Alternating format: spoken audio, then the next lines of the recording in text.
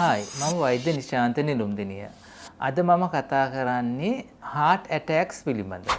මොකද heart attack එකක් කියන්නේ? අපි බැලුවොත් heart attack වලට හේතු වන සාධක බැලුවොත් කොහොමද අපි අඳුරගන්නේ heart attack එකක් හැදුනද කියලා. එතකොට අපිට ඇති වුණේ heart attack එකක්ද කියලා අඳුරගන්න පරීක්ෂණ කරන්න වෙනවා. heart attack එක manage කරන්න ගියාම අපි emergency management විදියට manage කරන්න වෙනවා. ඊට පස්සේ patient ව stable වුණායින් පස්සේ long term management එකකට යනවා.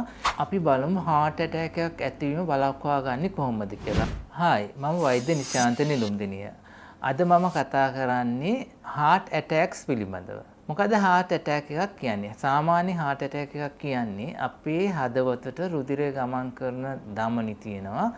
ඒ වයින් රුධිරය හා ඔක්සිජන් අරන් යනවා heart එකේ muscles වලට. මේ රුධිරය අරන් යන ධමනියක් අවහිර වීම වෙන්න පුළුවන් කොලෙස්ටරෝල් සහ තෙල් තැම්පත් වෙලා හැදෙන කැටියක් නිසා. ඒකට අපි කියනවා ප්ලේක් එකක් කියලා. ඒක කැටිය හින්දා රුධිර ගමනය බාල කරනවා heart එකට. ඒ වගේම මේ කැටිය ගැලවිලා ගිහිල්ලා එතන රුධිර නාල ඇතුලේ රුධිරය වහනය වෙන්න ගත්ත රුධිර කැටියක් බවට පත් වෙලා අපිට අපේ හදවතට ලේ ගමන් කරන එක නවතින්න පුළුවන්. එතකොට ඉන් එහාට ලේ සපයන heart එකේ මසල් කොටස මැරෙන්න පුළුවන්. මේක තමයි අපි heart attack එකක් කියලා හඳුන්වන්නේ. අපි බැලුවොත් heart attack වලට හේතු වන සාධක බැලුවොත් ගොඩක් වෙලාට ඔබට coronary artery disease එකක්. එහෙම නැත්නම් මම කලින් කිව්වා වගේ heart එකේ රුධිර නාල අර කොලෙස්ටරෝල් තැම්පත් වෙලා අවහිර වෙලා තියෙනවා නම් ඒ අයට heart attack එකක් එන්න තියෙන හැකියාව වැඩි. ඒ වගේම ඒ රුධිර නාලවල ලේ කැටියක් ලොක් වුණොත් heart attack එන ඉඩකඩ වැඩි. coronary artery spasm එකේදී වෙන්නේ රුධිර නාලවල අවහිරතාවයක් නැහැ. ඒ වුණාට එක සැරේට සංකෝචන වීමක් සිදු වෙන්න පුළුවන්. පාරිසරික සාධක හා බාහිරින් ඇතිවන සාධක මත. උදාහරණයක් ගත්තොත් අපි එක සැරේට සීතල පරිසරයකට ගියොත් අපේ ඇඟේ රුධිර නාල constrict වෙලා නැත්නම් සංකෝචනය වෙලා heart එකේ රුධිර නාල සංකෝචනය වෙලා heart එකට ලේ ගමන් කරන එක අඩු කරන්න පුළුවන්. කොහොමද අපි අඳුරගන්නේ heart attack එකක් හැදුනද කියලා? ගොඩක් වෙලාවට heart attack එකක් ආවම ගොඩක් patient කියන දෙයක් තමයි පපුව මැදින් අධික කැක්කුමක් එනවා. ඒක තද කරන පපුව තෙරපන කැක්කුමක් තමයි එන්නේ. ඒ වගේ අවස්ථාවක අධික දහඩිය දාන්න පුළුවන්. අපේ ඇඟ සීතල වෙලා යන්න පුළුවන්.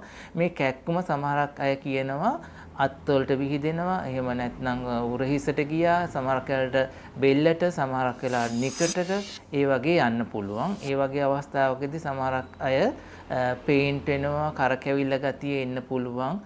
අධිකව දහඩිය දාන්න පුළුවන්. ඒ වගේම හුස්ම ගැනීමේ අපහසුතාව ඇති වෙන්න පුළුවන්. අධික තිහෙට්ටුවක් ඇඟට දැනෙන්න පුළුවන්. එතකොට අපිට ඇති වුණේ heart attack එකක්ද කියලා අඳුරගන්න පරීක්ෂණ කරන්න වෙනවා. මූලික පරීක්ෂණයක් විදිහට ECG එකක් කරනවා. ECG එකේ changes පෙන්වන්න පුළුවන්. සමහරක් අවස්ථාවල ECG changes පෙන්වන්න නැතුවත් heart attacks එන්න පුළුවන්. ECG එකේ changes නැති වුණත් ECG එකේ changes තිබුණත් අපිට ලේ පරීක්ෂණයක් කරලා cardiac muscles damage වෙනවද කියලා බලන්න පුළුවන්. ඒ වෙනුවට අපි කරන්නේ troponin I කියන රුධිර පරීක්ෂාව කරලා බලනවා. ඊටත් අමතරව heart එකේ ක්‍රියාකාරීත්වය කොහොමද මේ අවස්ථාවේ සිද්ධ වෙන්නේ කියලා බලන්න echocardiogram එකක් කරන්න ඕන.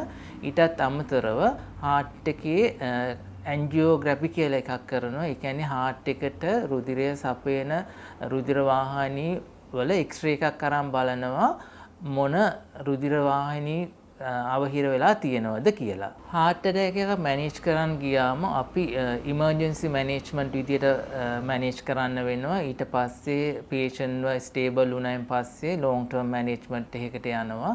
emergency management එකේදී heart muscles මැරෙන එක අඩු කරගන්න, damage වෙන එක අඩු කරගන්න අපි කරන්නේ patient ඔක්සිජන් දෙනවා, aspirin වගේ drugs දෙනවා. ඊට අමතරව අධික වේදනාවක් තියෙනවා නම් වේදනානාශක විදියට morphine වගේ drugs භාවිතා කරනවා. ට්‍රයිග්ලිසරීන් නැත්නම් අපි කවුරුත් දන්න දිවයට තියෙන පෙති තියාගන්න දෙනවා. එතෙන්දී රුධිර නාලවල අවහිරතාව යම් තාක් දුරට අඩු කරගන්න පුළුවන්. මෙතෙන්දී වැදගත්ම වෙන්නේ රුධිර කැටිය ඇතිවීම වළක්වා ගන්න. ඒ වෙලාවට අපි thrombolytic drugs එහෙම නැත්නම් clot blasting drugs කියන දේවල් යූස් කරනවා. ඒක සාමාන්‍යයෙන් ඉන්ජෙක්ෂන් විදිහට දෙන්න පුළුවන්, සබ්කියුටේනියස් විදිහට දෙන්න පුළුවන්. මේ වගේ ඩ්‍රග්ස් භාවිතා කරන්න ඕනේ රෝග ලක්ෂණ heart attack එකක් කියලා අඳුරගන්න පැය 4කට අඩු කාලෙකදී ඩ්‍රග් එක දුන්නොත් අපිට ගොඩක් වෙන්න පුළුවන් හානිය වළක්ව ගන්න පුළුවන්. ඉමර්ජන්සි විදියට අවහිරතාව වළක්වා ගන්න ඇන්ජියෝප්ලාස්ටික් නැත්නම් ස්ටෙන්ටින් කරන්න පුළුවන්. ස්ටෙන්ටින් කරන්න සුදුසු නැති පේෂන්ට් කෙනෙක් නම් හරි එක ආටරි එකකට වඩා එක රුධිර නාලයකට වඩා අවහිර වෙලා තියෙන අවස්ථාවලදී අපි ඕපන් හાર્ට් සර්ජරි විදියට කොරොනරි ආටරි බයිපාස් සැත්කම් කරන්න වෙනවා. acute අවස්ථාව මැනේජ් කරලා patient stable වුණාන් පස්සේ long term management එකකට patient යන්න ඕනේ. එතෙන්දී විවිධ drugs භාවිතා කරනවා. ගොඩක් වෙලාවට heart එකේ function එක දියුණු කරන්න ACE inhibitors, heart rate එක අඩු කරන beta blocker drugs වගේ භාවිතා කරනවා. ඊට පස්සේ cholesterol ඇතිවීම වළක්වා ගන්න statin medicine භාවිතා කරනවා. ඊට අමතරව cardiac rehabilitation එකක් කරන්න ඕන. patient අත් අපි කියනවා lifestyle modify කරන්න ඕන. ජීවන රටාව වෙනස් කරගන්න ඕන. ඒ කියන්නේ සිගරට් බොනවා නම් සිගරට් බීම නවත්තන්නම ඕන.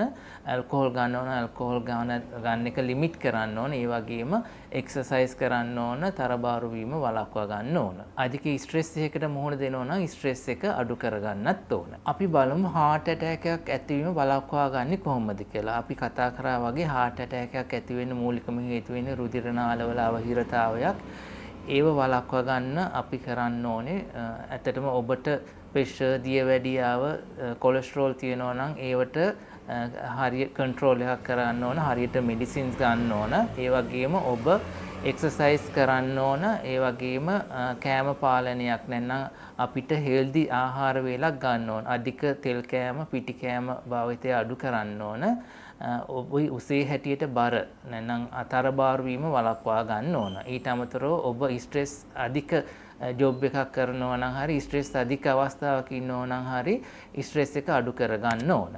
මේ තුලින් ඔබට heart attack එකක් කෙන එක වළක්වා ගන්න පුළුවන්. අද මගේ වෛද්‍ය කතා බහෙන් කතා කරේ heart attacks පිළිබඳව. ඔබට යම් ගැටලුකාරී තත්ත්ව තියෙනවා නම් කමෙන්ට් කරන්න. ඒ වගේම තවත් කෙනෙකුට දැනගන්න ෂෙයා කරන්න. අපි මෙවැනිම හරවත් වීඩියෝ එකකින් නැවත හමු වෙමු.